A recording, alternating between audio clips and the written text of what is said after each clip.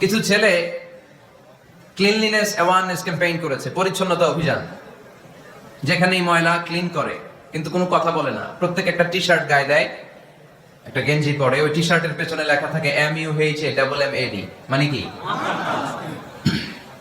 মোহাম্মদ। যারাই তাদের কার্যক্রম দেখে তারা দেখে তাদের গেঞ্জির পিছনে লেখা MUHAMMAD। কি চমৎকার idea!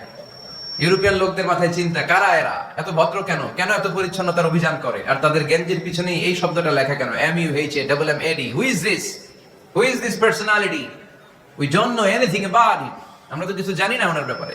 Then they search in Google, তারা গুগল করে, ইন্টারনেটে সার্চ দেয় মোহাম্মদ লিখে, ইন্টারনেট তাদেরকে মুহাম্মদ সাল্লাল্লাহু আলাইহি ওয়াসাল্লামের জীবনী দিয়ে দেয়।